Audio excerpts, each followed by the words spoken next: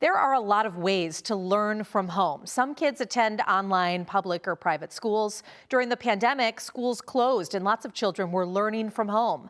But the legal and traditional form of homeschooling is usually defined as parent or guardian-led schooling, which is based in the home. What's that?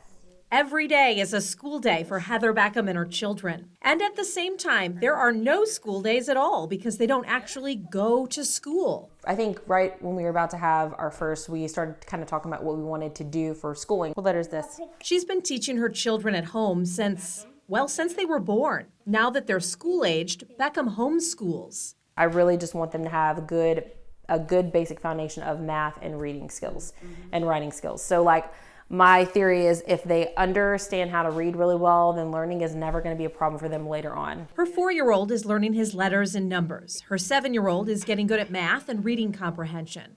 The only difference between Beckham's kids and most other children is that her kids are learning these things from inside her house instead of inside a classroom. So I've looked up kind of like the basic of where a child's supposed to be in kind of grade school wise, but I'm not hardcore trying to get them to know all of this stuff within a year. Beckham follows a homeschool curriculum, but she likes that her family can go at its own pace.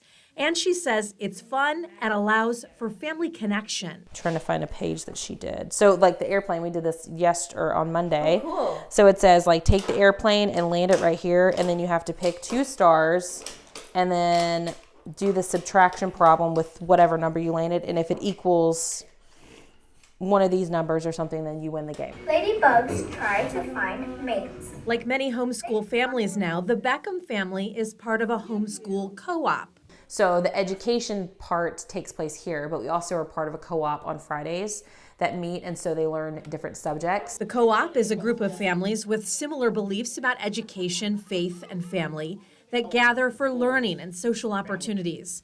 On the day we visited, the older kids were learning about psychology, and the younger kids were learning about insects. We have a lot of parts to making this ladybug. In Indiana and Michigan, students who are homeschooled are not required to register with the state. That's why it's difficult to determine how many children in both states are actually being homeschooled. Parents are required to keep some records, but the Indiana Department of Education and the Michigan Department of Education leave it up to parents to decide on curriculum. Critics of homeschooling often argue that children may lack social skills or that they aren't getting a well-rounded education. The National Education Association has said that homeschooling programs based on parental choice cannot provide the student with a comprehensive education experience. How are my favorite neighbors? Asked Fred. But many parents who homeschool argue that their kids are getting a better education in their home than anywhere else. And some research has showed homeschool students do as well or better on tests compared to traditionally educated students. It is definitely a challenge. Some days are better than others, but I would encourage anyone who is looking into doing homeschool is that it's not as hard as people think. This 4 means what? For Beckham, for now, she knows this is what is best for her children and her family. While it is difficult to get a full picture of how many children in Indiana and Michigan are being homeschooled, there are some indicators of interest. For example, in some cases, homeschool families may register with the state, and students transferring out of public school into homeschool are required in some cases to submit a form. On Wednesday, what we know about how many children are being homeschooled in our area and why those families are choosing that option. In the studio, Kristen Bean, WSBT 22 News.